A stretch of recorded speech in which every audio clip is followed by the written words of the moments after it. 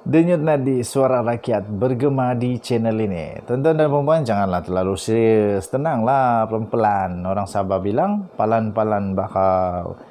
Denyut nadi suara rakyat bergema di channel ini. Sekali lagi, itu adalah tagline untuk channel ini. Bagi yang pertama kali bersama-sama dalam channel ini, itu adalah tagline untuk channel ini.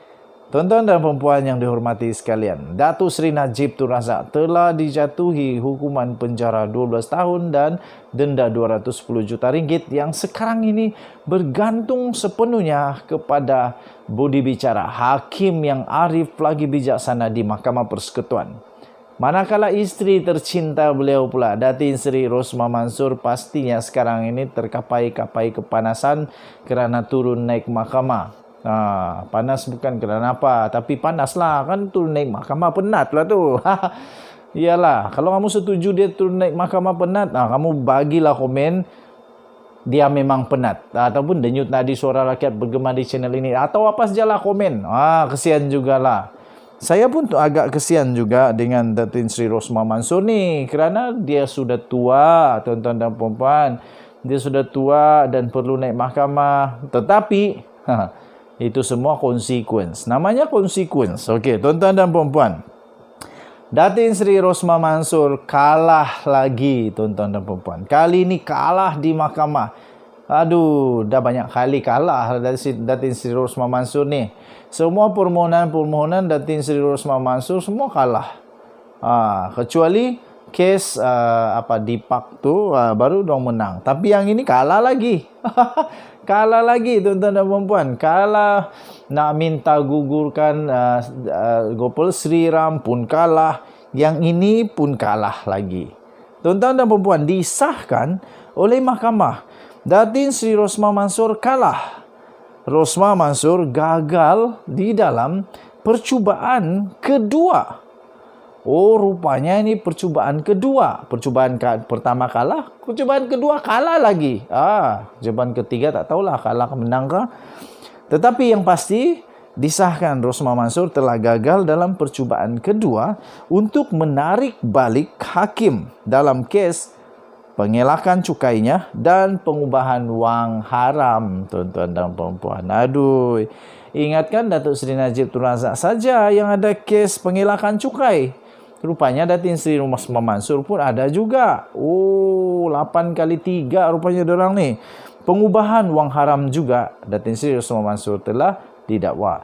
Apapun tuan-tuan dan puan-puan, sekali lagi saya percaya kepada keputusan mahkamah yang arif lagi bijaksana. Saya kongsikan kepada tuan-tuan dan puan-puan laporan tersebut. Datin Seri Rosmah Mansor telah gagal dalam percubaan keduanya untuk menarik balik Hakim Mahkamah Tinggi Mohamed Zaini Mazlan daripada mengetuai kes pengubahan wang haram dan pengelakan cukainya.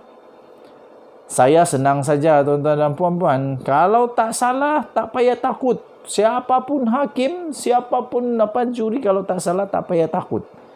Kecuali ada memang perasaan takut lah. Tak tahulah kenapa takut, tetapi yalah, mungkin ada alasan-alasan tertentu yang menyebabkan Datin Seri Rosmah Mansor takut untuk Mohamed Zaini Mazlan, Hakim Mahkamah Tinggi, untuk menjadi hakim perbicaraannya. Okey, okeylah, tak apalah. Tetapi malangnya Datin Seri Rosmah Mansor gagal untuk percubaan kedua kali ini. Hakim Zaini ketika menolak permohonan itu pada Isnin, iaitu 25 April, berkata permohonan kedua Rosmah Mansor adalah serupa dengan permohonan pertama yang ditolaknya pada 14 Disember. Sama. Permohonan ini adalah berdasarkan permohonan pertama, iaitu hakikat bahawa saya adalah hakim yang mempengerusikan kes solar. Pemohon bagaimanapun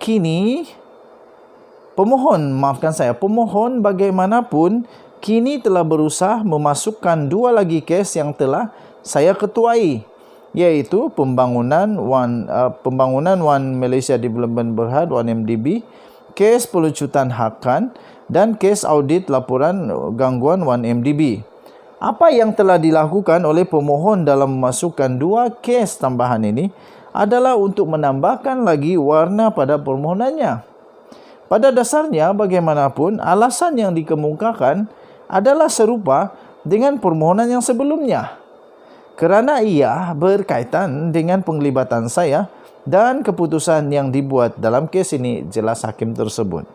Hakim Zaini berkata kes-kes ini sepatutnya dimasukkan dalam permohonan menarik diri pertama jika Rosmah Mansor merasakan ia berkaitan dengan permohonannya kerana dia sudah tahu mengenainya, katanya. Kepentingan awam menuntut bahawa mesti ada muktamad untuk litigasi. Dalam itu, pihak tidak boleh dibenarkan untuk membicarakan isu yang sama berulang kali, tambah hakim tersebut. Tuan-tuan dan puan-puan, bagaimanapun Peguam Rosmah Mansor memohon penangguhan permohonan itu kerana beliau bercadang untuk merayu terhadap keputusan itu yang diberikan oleh Hakim Zaini. Alamak, tangguh lagi. Okey, tak apalah. Itu adalah proses mahkamah. So, jangan marah. Tuan-tuan dan puan-puan, justru tarik perbicaraan permulaan kes pengelakan cukai dan pengubahan wang haram Rosmah pada Khamis ini telah dikosongkan. Semasa penghujahan pada 2 Mac untuk tawaran kedua Rosmah untuk menarik balik Hakim Zaini, pihak pembelaan berhujah terdapat bahaya berat sebelah dengan Hakim Zaini mengetuai kes itu, memandangkan beliau telah mempengerusikan kes lain yang melibatkan Rosmah dan ia mungkin mempengaruhi fikirannya dari masa ke semasa.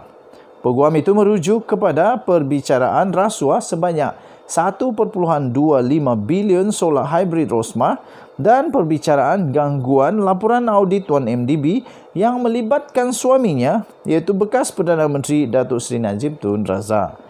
Muhammad Zaini juga mendengar kes pelucutan hak 1MDB melibatkan Datin Seri Rosmah Mansor, Najib Razak dan beberapa ahli keluarganya yang menurut Rosmah turut memetik sebagai kes untuk menyokong permohonannya. Dalam jawapannya kepada hujah pembelaan, Timbalan Kanan Pendakwa Raya Datuk Seri Gopal Sri Ram berhujah bahawa permohonan itu cacat maut dan penyalahgunaan proses kerana ia sama dengan permohonan gagal yang pertama. Ketika menyampaikan keputusannya pada hari Isnin, Hakim Zaini juga berkata beliau bingung bahawa kes pelucutan hakan 1MDB disebut kerana beliau telah menolak kes terhadap Rosmah dan keluarganya. Bagi perbicaraan gangguan laporan audit, beliau menambah bahawa kes itu langsung tidak membimbangkan Rosmah Mansor. Dalam kes pengelakan cukai dan pengubahan wang haramnya pula, Rosmah menghadapi sebanyak 17 pertuduhan membabitkan 7.1 juta ringgit Malaysia yang didakwa dipindahkan ke akaun bank pribadinya di antara 2013 dan 2017.